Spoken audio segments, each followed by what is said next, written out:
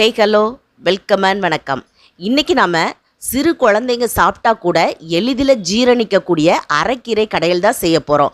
இந்த கீரை கூட நம்ம பருப்பு சேர்த்து கடையல் செய்ய போகிறோம். இது ரொம்பவே சுவையாகவும் இருக்கும், அது மட்டும் இல்லை உடலுக்கு ஆரோக்கியமானதாகவும் இருக்கும்.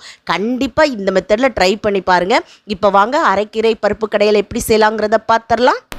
ஃபஸ்ட்டு இந்த ரெசிபி பண்ணுறதுக்கு அரைக்கீரையை நல்லா சுத்தம் பண்ணி எடுத்துக்கோங்க. அதனுடைய காம்பு பகுதியை நீக்கிட்டு இலையை மாத்திரம் எடுத்துக்கோங்க. நுனி பகுதியில் பூக்கள் இருக்கும், அதையும் நீக்கிக்கோங்க. முதிர்ந்த இலைகளாக இருந்தாலும் பூச்சி அரிச்ச இலைகளாக இருந்தாலும் அதை நீக்கி சுத்தம் பண்ணி எடுத்துக்கோங்க. கழுவுனதுக்கப்புறமா குக்கரில் சேர்த்துக்கோங்க. நீங்கள் பாத்திரத்தில் செய்கிறதா இருந்தாலும் செய்யலாம். இப்போ இது கூட ஒரு 5-6 பல் பூண்டு, காரத்துக்கு தகுந்த மாதிரி ஒரு 3-4 பச்சை மிளகாய் சேர்த்துக்கிடலாம். நாளைக்கு ஒரு கட்டு கீரையினுடைய அளவுக்கு தகுந்த மாதிரி தான் நான் சொல்லியிருக்கிறேன். நல்ல பழுத்த தக்காளி பழமாக 2 தக்காளி பழத்தில் மேலுள்ள காம்பு பகுதியை நீக்கிட்டு சேர்த்துக்கிடலாம். அது கூட ஒரு 10-12 சின்ன வெங்காயமும் 2 கொட்டை அளவுள்ள புளியும் 1 ஸ்பூன் அளவுக்கு சீரகமும் சேர்த்துக்கிடலாம். அடுத்ததா 2 ஸ்பூன் அளவுக்கு பாசிப்பருப்பை 2 முறை கழுவிட்டு அதையும் சேர்த்துக்கோங்க.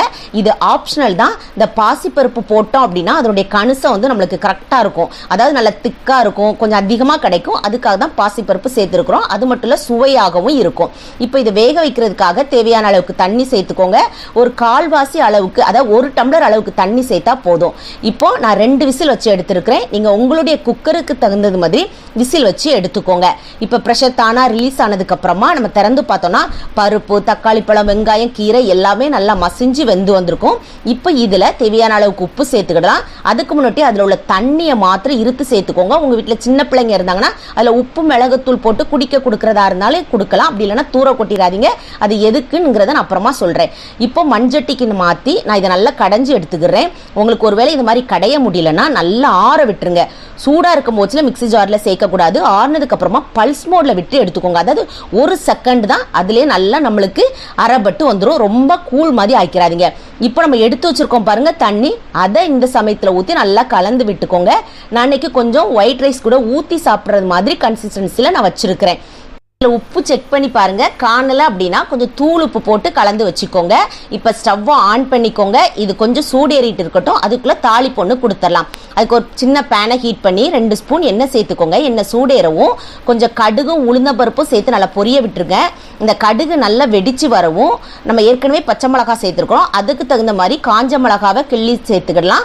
2 இனுக்கு கருவேப்பிலையும் சேர்த்து ஒரு 10-12 சின்ன வெங்காயத்தை நீள்வாக்கில் அரிஞ்சிட்டு சேர்த்துக்கோங்க. தாளிப்பும் நல்லா கருகிற மாதிரி கொடுத்துக்கோங்க.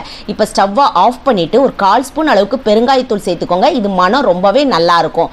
இப்போ நல்லா கலந்து விட்டுட்டு கீரை லைட்டாக சூடேறிட்டு இருக்குல்ல, அது கூட இந்த தாளிப்பை கொட்டி நல்லா கலந்து விட்டுக்கோங்க.